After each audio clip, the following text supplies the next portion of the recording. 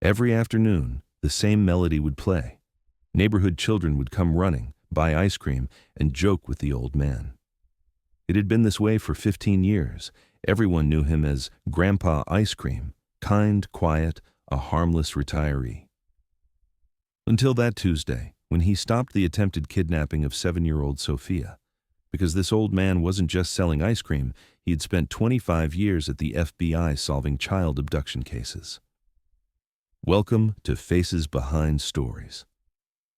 Before we continue this powerful story of hidden identity, protection, and a grandfather's instinct that never fades, tell me in the comments which city you're watching from today. And if you believe stories like this deserve to be heard, hit that subscribe button and help us honor those who protect our children in ways we never see. Oakwood Avenue was the kind of neighborhood where children still played outside until the streetlights came on. Tree-lined sidewalks, modest 2-story homes, and front yards where sprinklers ran on summer afternoons. It was Norman Rockwell, America, and Vincent Castellano had been part of its rhythm for 15 years. Every day at 2:30 p.m., his ice cream truck would turn onto Oakwood Avenue, the familiar melody of "Turkey in the Straw" echoing off the houses. Children would appear from nowhere, bursting through screen doors, abandoning bicycles, racing across lawns. Vincent knew them all by name. "Mr. Vinny," 7-year-old Sophia Rodriguez would call out, her curls bouncing as she ran. "Do you have bomb pops today?" "For you, Sophia?" "Always," Vincent would reply with a gentle smile, his weathered hands reaching into the freezer with practiced care. Vincent was 68 years old, with silver hair and kind eyes behind wire-rimmed glasses. He wore the same white uniform every day, kept his truck spotless, and never missed a route. The parents trusted him completely. Some had been buying ice cream from him since they were children themselves. What they didn't know was that Vincent noticed everything. Every new car parked on the street, every unfamiliar face walking through the neighborhood, every child's routine, their friends, their families. Most people would call it being observant. Vincent called it 25 years of FBI training that he couldn't turn off. Special Agent Vincent Castellano, retired, had spent a quarter-century in the Bureau's Crimes Against Children unit. He'd worked hundreds of abduction cases, developed profiles on child predators, and trained agents in protective protocols. When he retired at 58, he'd seen enough darkness to last several lifetimes. The ice cream truck had been therapy, a way to surround himself with children's laughter instead of case files, a chance to protect innocence instead of investigating its destruction. For 15 years, Oakwood Avenue had been his sanctuary. But sanctuary doesn't mean safe, and Vincent's trained eye had been noticing things that troubled him deeply. It started 3 weeks ago with a dark blue sedan that appeared too often. Vincent had first noticed it parked across from Riverside Elementary during pickup time. 2 days later, it was at Willowbrook Park during afternoon play hours. The following week, it drove slowly through Oakwood Avenue twice while Vincent was serving ice cream. Different times, different locations, but always the same license plate. Florida tags 9K3X7N. Vincent had memorized it automatically, another habit from his bureau days that civilian life hadn't erased. The driver was a white male, approximately 35 to 40 years old, medium build, wearing a baseball cap pulled low. He never got out of the car, never spoke to anyone, but his attention was always focused on the children.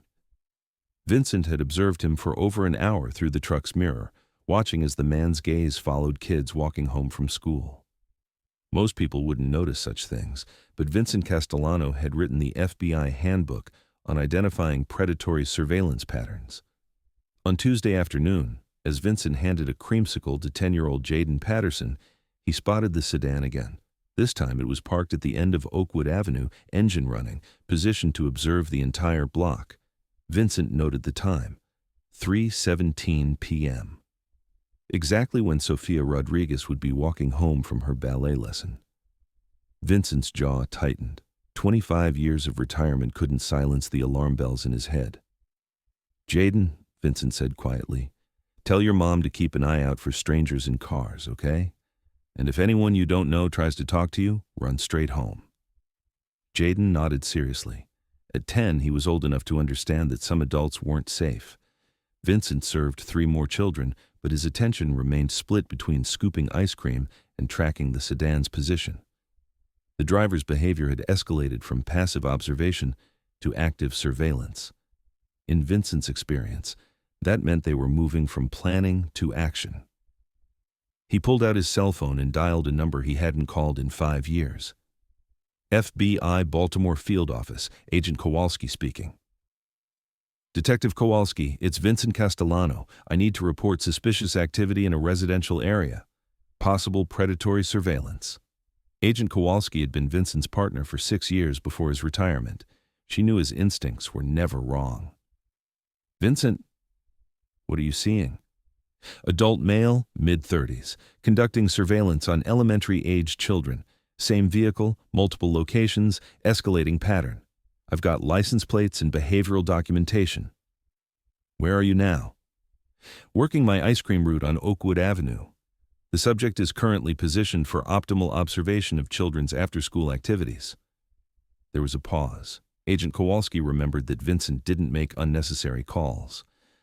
I'm sending a unit for casual observation. Don't engage, Vincent. You're a civilian now. Vincent almost smiled at that. Some things never changed. 20 minutes later, Vincent noticed the sedan moving. It drove slowly down Oakwood Avenue, the driver's head turning to track each child playing in front yards. Vincent continued serving ice cream, but every sense was heightened. The sedan stopped near 1247 Oakwood Avenue, the Rodriguez house. Vincent's blood went cold. Sophia Rodriguez, 7 years old, was Vincent's favorite customer. Bright, funny, with an infectious laugh that reminded him why he'd chosen this job. Her mother worked double shifts at the hospital, and her grandmother picked her up from ballet lessons every Tuesday. Vincent checked his watch, 3:45 p.m. Sophia's grandmother was running late. The sedan's driver got out of the car. He was tall, wearing dark clothes and a baseball cap pulled low over his face.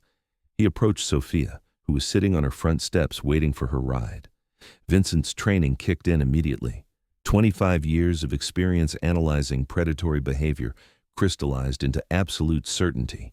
This was an abduction in progress. He abandoned his ice cream service window and moved with purpose he hadn't felt in 15 years. "Sophia!" Vincent called out, his voice carrying the authority of someone accustomed to being obeyed in crisis situations. "Your grandmother called. She asked me to give you a ride." The stranger turned, annoyed by the interruption. Up close, Vincent could see the man's nervous energy, the way his eyes darted between Sophia and potential escape routes. Classic predator behavior. "Actually," the stranger said, forcing a smile, "I'm her uncle. I'm here to pick her up."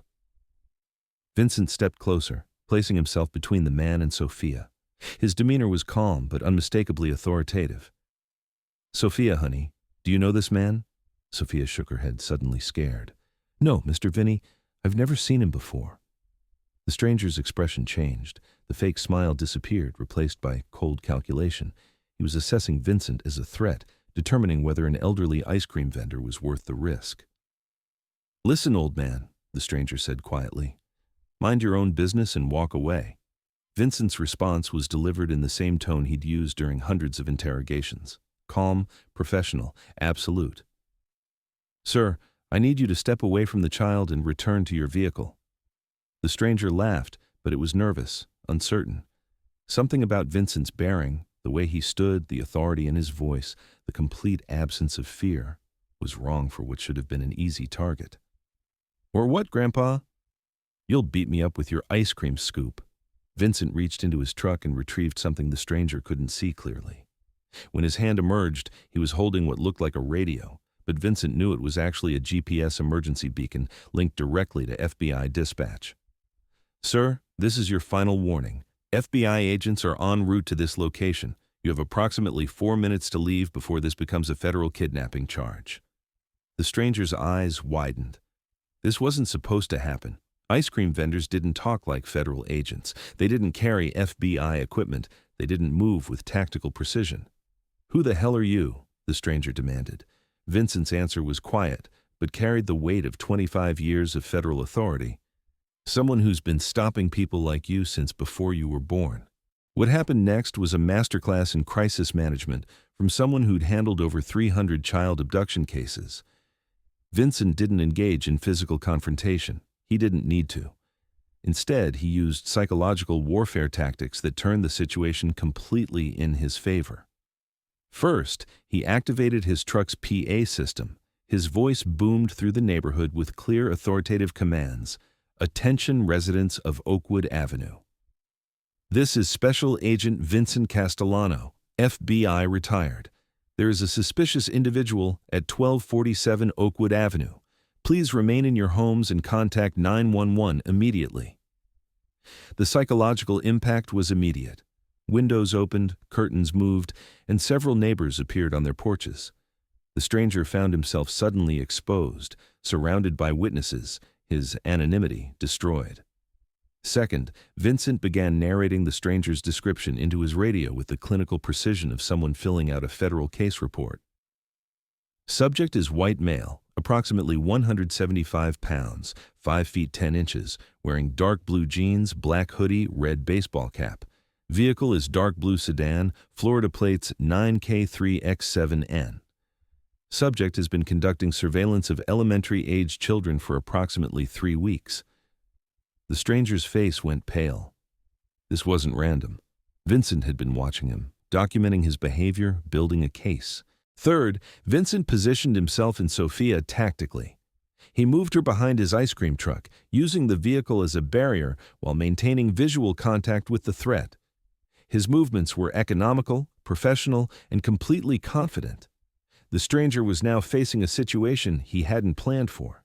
Instead of an easy victim, he was confronting a federal agent who had turned the entire neighborhood into a crime scene with witnesses, documentation, and law enforcement en route. "This is insane," the stranger muttered, backing toward his car. "You're just an ice cream man." Vincent's response was delivered with the calm certainty of someone who'd spent decades in federal law enforcement. "Son, I've arrested 127 people exactly like you. Some of them fought, some of them ran, all of them went to prison. The choice is yours." The sound of sirens in the distance made the decision for him. The stranger fled, his sedan disappearing around the corner, just as 2 police cruisers and an unmarked FBI vehicle converged on Oakwood Avenue. Agent Kowalski emerged from the FBI car, looking simultaneously relieved and exasperated. "Vincent, you were supposed to observe and report, not conduct a field operation." Vincent was kneeling beside Sophia, who was crying but safe. His voice was gentle again, the federal agent replaced by the neighborhood ice cream man. "Sometimes, Detective, observation isn't enough." The neighborhood had gathered. Parents clutching their children, residents who'd known Vincent for 15 years but were seeing him clearly for the first time. Mrs. Patterson, Jaden's mother, approached hesitantly. "Mr. Vinny, you're really FBI?" Vincent looked up at the faces surrounding him, people who'd trusted him with their children without knowing why they should. His answer was quiet, but honest. "I was. For 25 years. Now I'm just the ice cream man who wants to keep your kids safe." Agent Kowalski handled the incident report while Vincent gave Sophia a free ice cream and waited for her grandmother to arrive.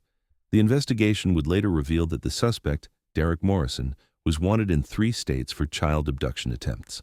Vincent's intervention had prevented what would have been a tragic headline. The story spread through Oakwood Avenue quickly, but it didn't change Vincent's routine. The next day at 2:30 p.m., his truck turned onto the street playing Turkey in the Straw. Children came running as always, but now their parents watched with a different kind of respect. 3 weeks later, Vincent received a letter from FBI Director Sarah Chen commending his actions and offering to return to active duty as a consultant. He declined politely, but kept the letter in his truck's glove compartment. What Vincent couldn't decline was the change in his neighborhood. Parents talked to him more, asked about his experiences, sought his advice on keeping their children safe. He found himself conducting informal safety seminars in the community center, teaching families about stranger danger and protective awareness. More importantly, children began to understand that safety could come from unexpected places, that the kind old man who brought them ice cream every day was also someone who would risk everything to protect them. Sophia Rodriguez remained Vincent's most loyal customer. Every Tuesday after ballet, she would run to his truck and proudly tell anyone who would listen.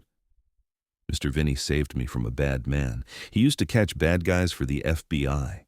Vincent would smile and hand her a bomb pop, never correcting her grammar, never diminishing her story.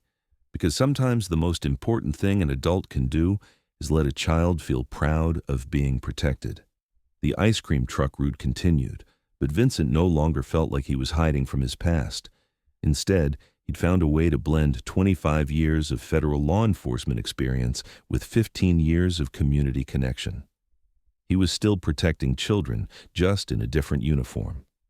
Every afternoon at 2:30 p.m., Vincent Castellano drives his ice cream truck through neighborhoods where children play and parents work, and life continues with the assumption of safety.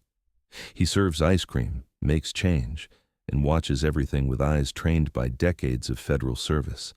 Most customers see only the kind old man with the gentle smile and the endless patience for children's indecision over which flavor to choose. But Vincent carries something else in his truck alongside the frozen treats: the knowledge that evil exists, the skills to recognize it, and the courage to stop it. He never talks about his FBI career unless asked directly. He doesn't wear his service like a badge or use his past to intimidate. Instead, he simply shows up every day, bringing joy to children while maintaining the vigilant watch of someone who knows how quickly innocence can be shattered. The neighborhood has changed since that Tuesday afternoon. Children are more aware, parents are more cautious, and everyone understands that protection can come from unexpected places. But Vincent's mission remains the same: keep the children safe, keep them happy, and never let them know how dangerous the world can be until they're old enough to handle that knowledge. Some heroes wear badges, some carry guns, some work in offices and courtrooms in federal buildings. But some heroes drive ice cream trucks, play cheerful melodies, and spend their retirement ensuring that childhood can exist without fear, even when evil parks at the end of the street and waits for the perfect moment to strike. Vincent Castellano understands that the most important battles are often the ones that never make headlines because they were prevented by someone who refused to look away when everyone else assumed safety. Now I ask you, have you ever met someone whose quiet presence made you feel safer without you even knowing why? Share their story in the comments, and if this story moved you, subscribe to Faces Behind Stories. We honor those who protect in silence, whether in uniform or behind an ice cream counter. Their watch never ends.